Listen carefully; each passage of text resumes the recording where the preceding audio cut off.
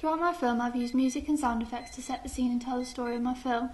Typically, a film starts with setting the story, usually with a song playing in the background, whereas I open the film with a harsh alarm sound. I did this with the intention of making the audience part of the film straight away, as though they were waking up with the character.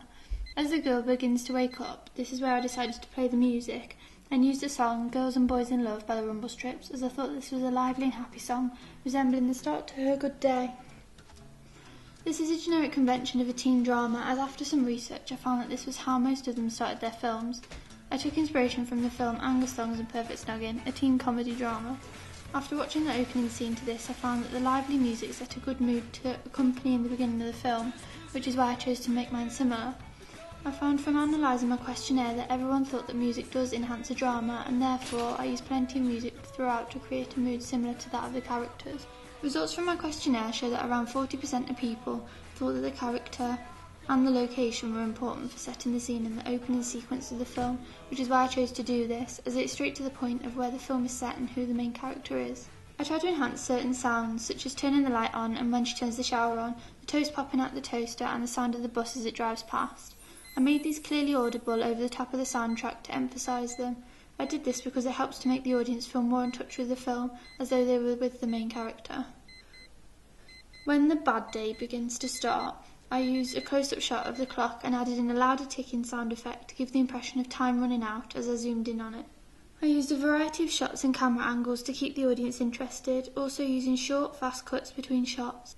This is a convention of dramas as they keep the interest in the film by using dramatic storylines which move along quickly through the use of short camera shots. I chose to use a teenage girl for my main character, as this is the most likely and suitable cast for a teen drama. It allows the teenage audience that the film was aimed at to connect to her. I used the stereotype in The Bad Day that teenagers are often quite lazy and unwilling to get out of bed, which is often a convention used in teen dramas, that is to stereotype characters as it's easier for the audience to relate to them. I used very little speech throughout the majority of my film, as with only using one actress most of the way through, I didn't feel that it was necessary to have too much speech.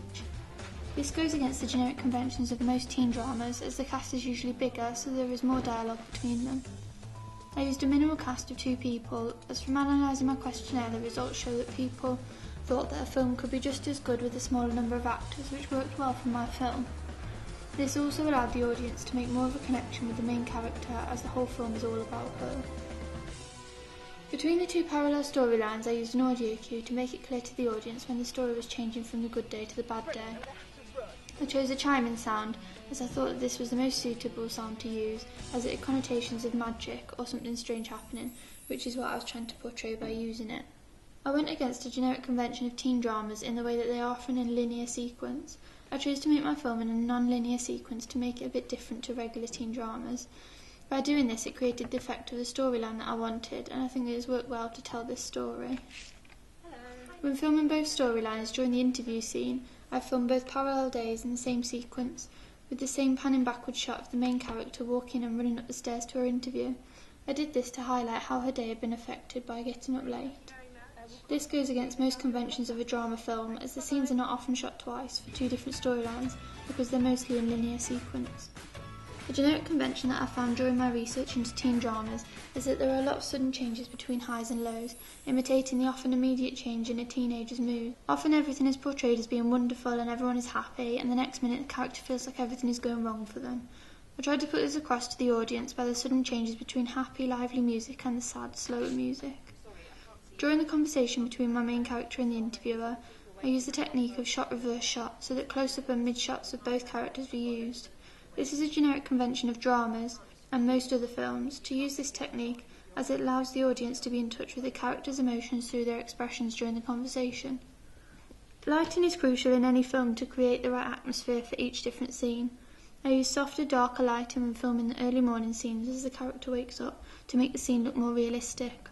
However, I used harsher, brighter lighting during the scenes where the main character is rushing around and getting ready, to imply the changes between being half asleep and being wide awake by using the lighting.